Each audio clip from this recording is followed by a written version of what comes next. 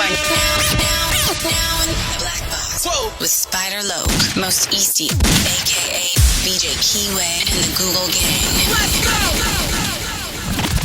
Listen. Cheetah. Gratitude is the attitude. Show is a blessing. To be back in the Black Box. Black Box. Relax, roll up as we randomly react to content in these YouTube streets. Yeah. It's time for R&R. Smack with that hustle. Big shout out to my nigga SPI, Spotter Low. You know I'm in the Black Box. Had to come through, tap in, show love one time. Yeah, y'all make sure y'all subscribe. Stay tuned. All that. All that and then some into the income. The constant, consistent, continuous content creation campaign continues. This one is deep on the menu. I've seen like half of it. Cold, twisted story. Don't get caught up on the AI voice. This is a cold story about a star athlete accused of killing his parents. It's like one of them, it's come from the Law and Crime channel, but it's really like one of them Dateline type stories. Oh my. With no further ado, let's see what this star athlete has been up to. What if I told you that sometimes the most damning evidence can hide in plain sight for 7 years? That a single drop of blood, smaller than a pencil tip, could finally solve one of Houston's most controversial cases? No 12-year-old should have to wake up and find out that both your parents are no longer here. When I went back to school, I just kind of felt out of my body, really. They would talk about stuff, and I couldn't tell you what was being said because my mind was just gone. I would think about my parents. I would think about AJ. Did she ever ask you point blank if you killed your parents? No, she doesn't need to. She knows me. Not a single doubt in my mind he couldn't have. Nothing could ever be said that would make me believe that AJ. She's so beautiful. They both sound so believable, look so presentable. Now watch this. Tell me if you still feel that way. Parents.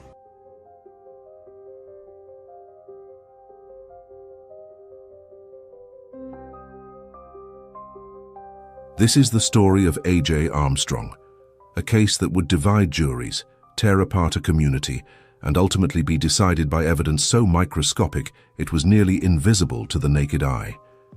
July 29, 2016, Southeast Houston. The Armstrong family seemed to have it all, the American dream personified. Antonio Armstrong Sr., a former Miami Dolphins linebacker who'd overcome career-ending ankle injuries to build a fitness empire. His gym, first-class training, was more than a business. It was his mission to transform lives. Dawn, his wife of over a decade, was his perfect partner in business and life. Their Bel Air home was a testament to their success, a sprawling house where family gatherings were legendary. Antonio Jr., Bel Air, it was out here, huh? known as AJ, was following in his father's footsteps as a star athlete, the big man on campus who seemed Do they have a Bel Air in Houston? destined for greatness. 12-year-old Kara was the family's princess, adored by everyone. But at 1:40 a.m., that perfect facade shattered with a single phone call. Bel Air 911, where's your emergency?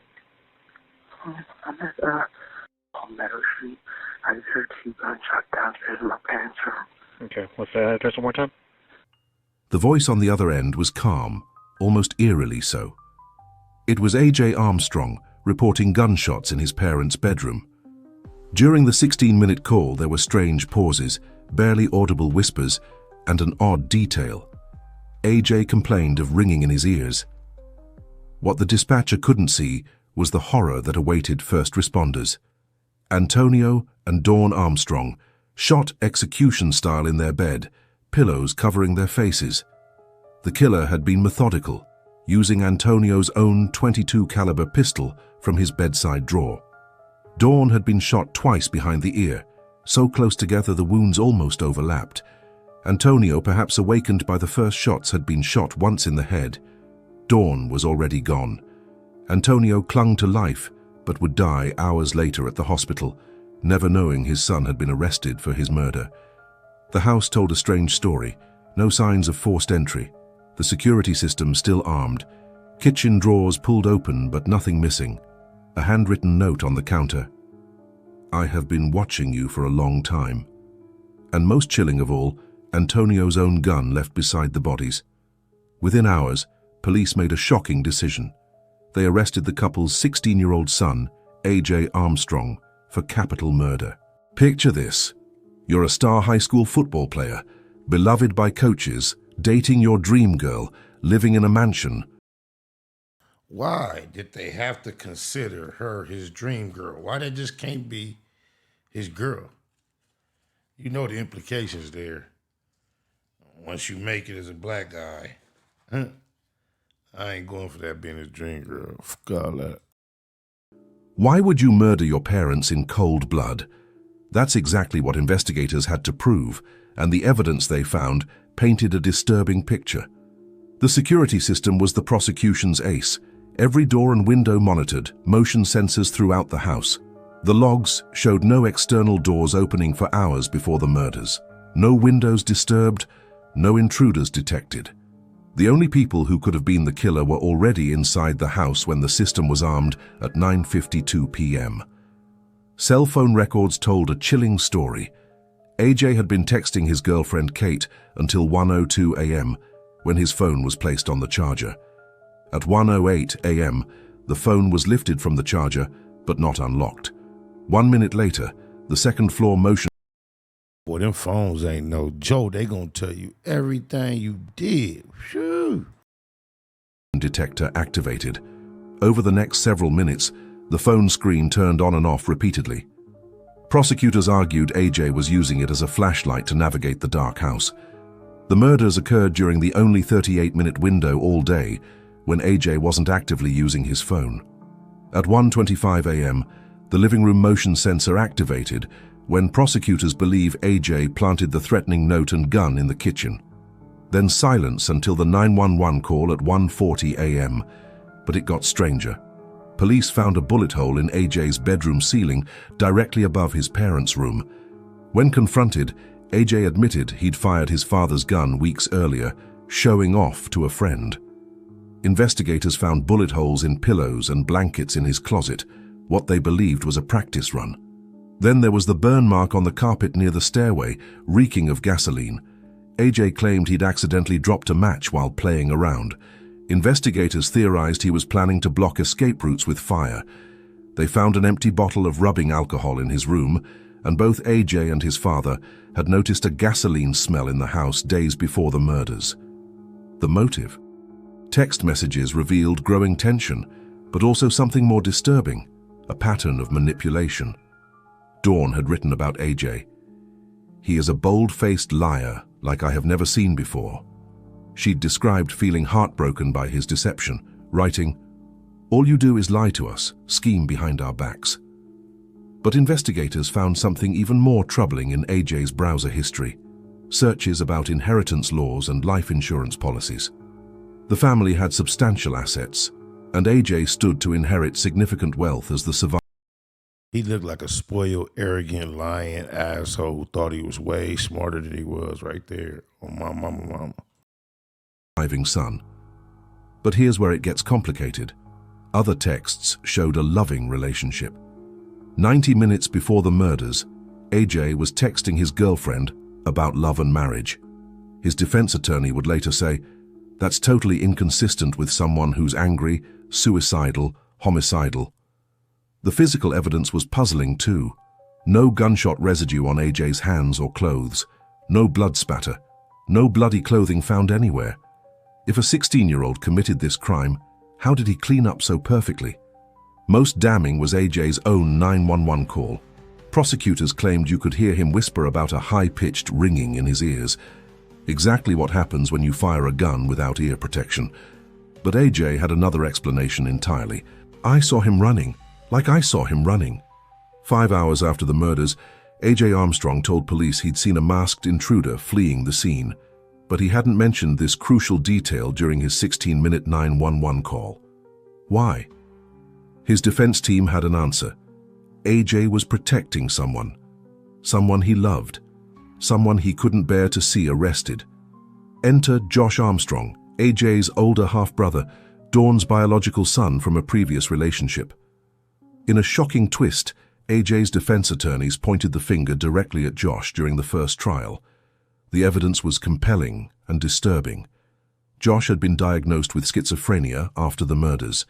He'd been in and out of psychiatric facilities, reporting paranoid episodes and violent thoughts. His ex-girlfriend testified that Josh had seemed different after returning from college, that his parents treated him like the black sheep of the family. Most damning, Josh's own medical records showed he'd claimed to have witnessed his parents' murders, describing details only the killer would know. He spoke of seeing blood, hearing gunshots, and being in the room when it happened. Was this a confession wrapped in the language of mental illness? His ex-girlfriend Hannah Pylon's testimony was devastating. She described Josh's dramatic personality change after returning from college, his increasing paranoia, and his obsession with perceived family favoritism. The night of the murders, Josh had immediate access to the house. He lived just blocks away and had keys, but the prosecution had their own expert testimony about Josh's mental state. Dr. Sarah Chen, a forensic psychiatrist, testified that Josh's schizophrenia was likely triggered by the trauma of his parents' murders, not the cause of them. His detailed memories of witnessing the crime were classic symptoms of PTSD-induced false memories, not actual recollections. Then came another bombshell, claims that Antonio Armstrong had been involved in a prostitution ring. Family friend Maxine Adams At 16? Damn. came forward with allegations of shady associates, death threats, and criminal connections. The defense argued this information had been withheld by the state. Investigators found the claims unsubstantiated, but it raised questions. Days after the murders, the Armstrongs' gym was burglarized. Coincidence or connection? The first trial ended in deadlock, 8 jurors voting guilty, 4 believing in AJ's innocence. The second trial in 2022 also ended in mistrial, this time 6 jurors favoring acquittal. 2 juries couldn't agree. Was AJ Armstrong a cold-blooded killer or a grieving son being railroaded by the system? The prosecution knew they likely had only one more chance to get justice for Antonio and Dawn Armstrong. They went back to the drawing board and made a discovery that would change everything. 7 years. That's how long a tiny piece of evidence sat in a police evidence room, overlooked and forgotten. Now that sound janky as a muff. I ain't gonna lie. Oh, my mama, that sound janky. After 7 years of investigations, accusations, and 3 trials, prosecutors say they have finally found justice for Antonio and Dawn Armstrong.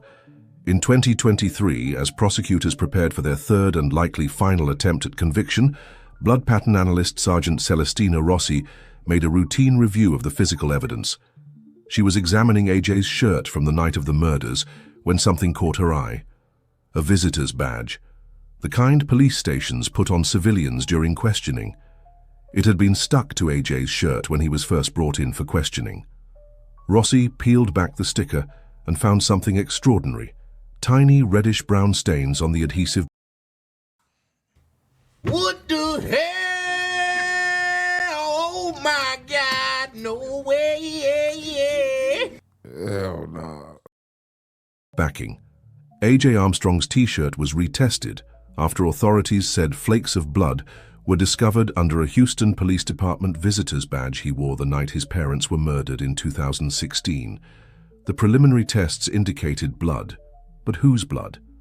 The sample was rushed to the Houston Forensic Science Center for DNA analysis.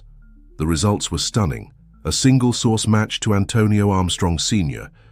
How did So they saying the blood got on his shirt, and when he came as a visitor, they put the sticker on him. The sticker picked the blood up off the shirt. 7 years later. Oh, man, I don't know. Antonio's blood get under that sticker? Rossi had a theory that would horrify the courtroom. When Antonio was shot, his lungs filled with blood. As he struggled to breathe, tiny droplets of blood were expelled and landed on his killer, droplets so small they were nearly invisible, each about the diameter of a mechanical pencil tip. They stayed there until this sticker was placed on there, which preserved those stains, Rossi would later testify. The defense was blindsided. Defense attorney Rick DiToto later said the timing was suspicious.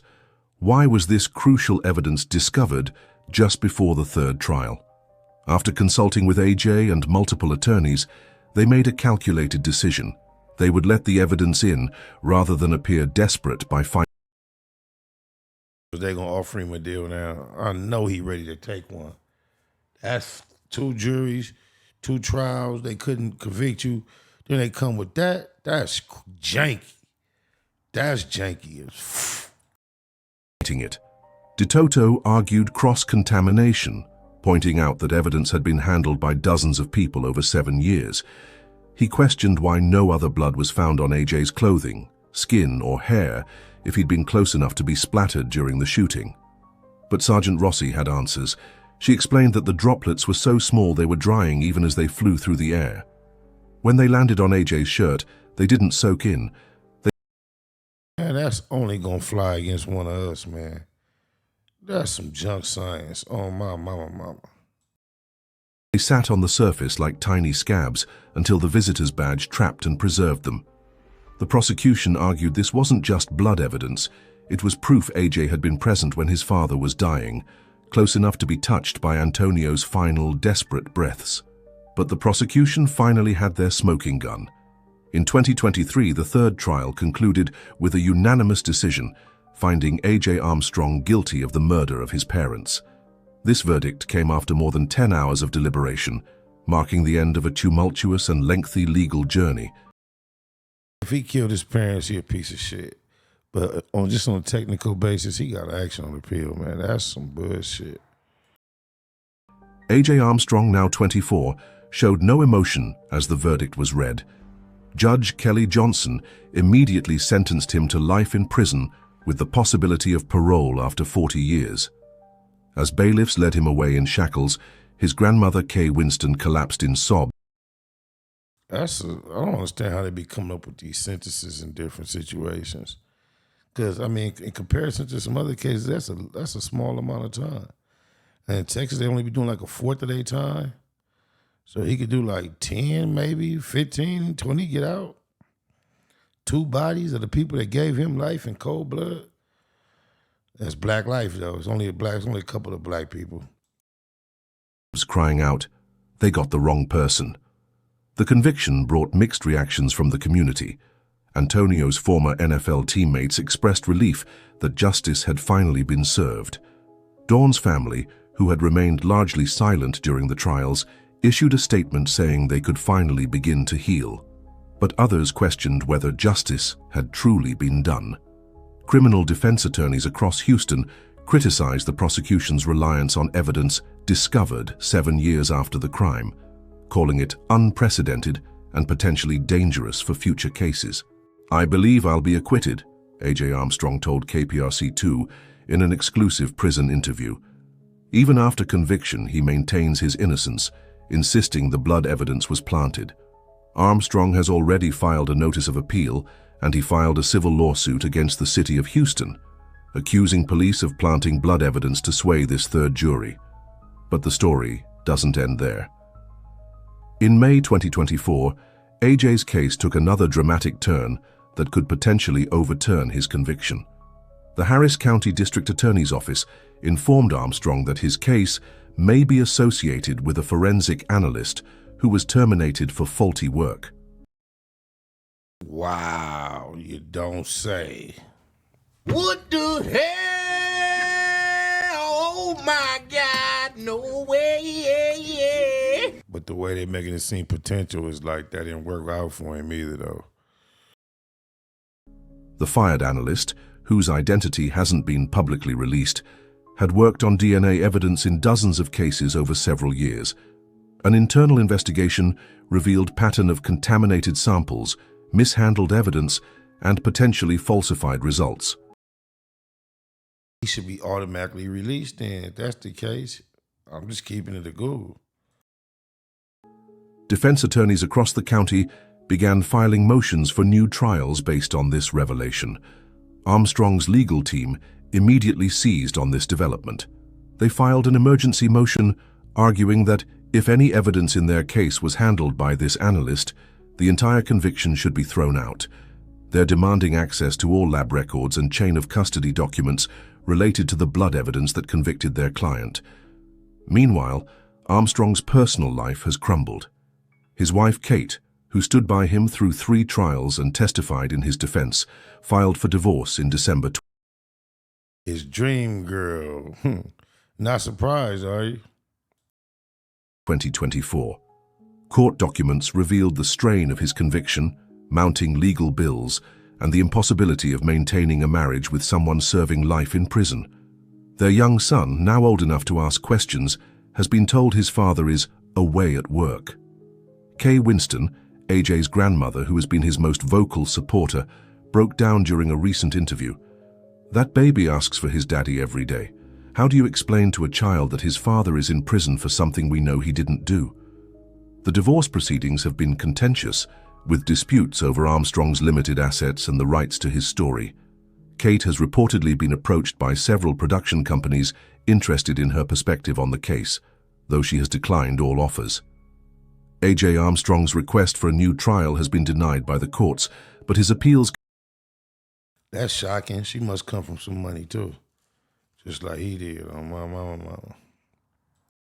...continue through the system. The case that captivated Houston for nearly 8 years refuses to quietly fade away. Shit was different. Yeah, shit hit different. We all crossed that bridge though. Yeah, that shit hit different. That shit hit different. It hit different. Yeah.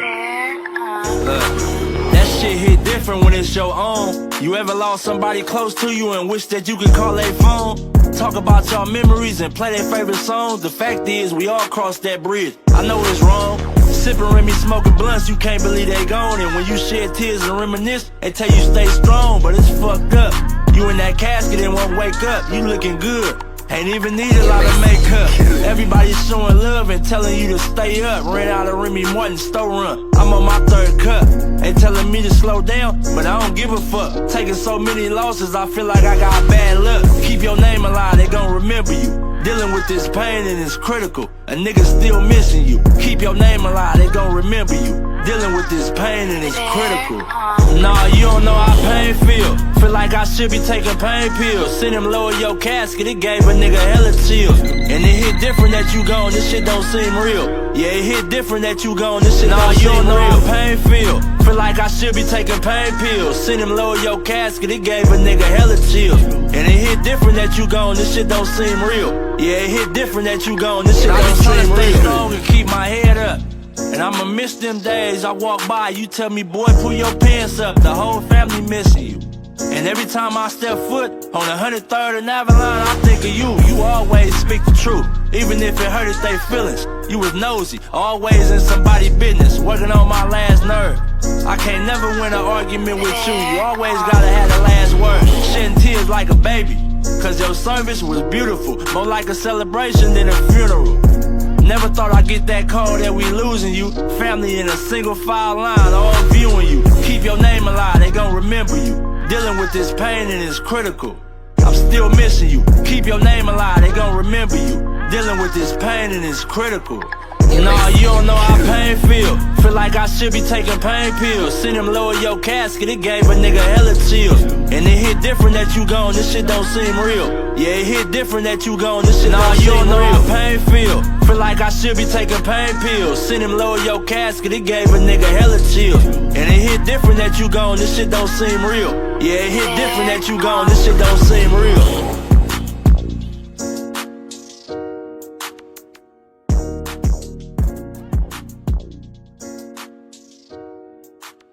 Just a little talk with Jesus makes everything all right. Just try it. I can't explain it because God is revealed and not explained. But because of my dad, I know God is real. Love you, Dad.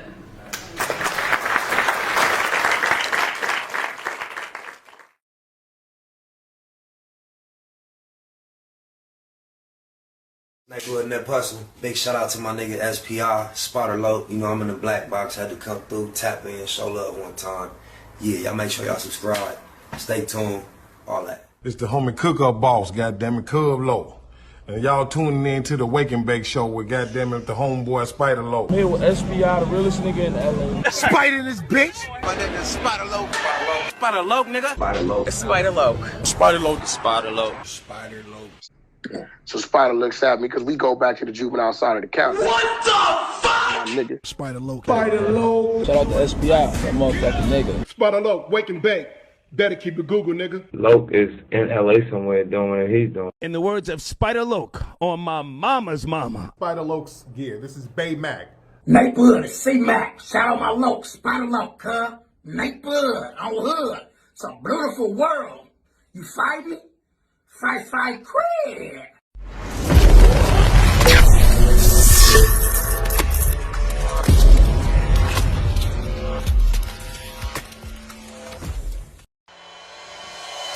Point blank, through no subliminal dissing. When I listen, I can tell you never been on no mission. Sticking to the script, don't care if I offend you. Neighborhood crib, the marathon I overlook my competition, never seeing them.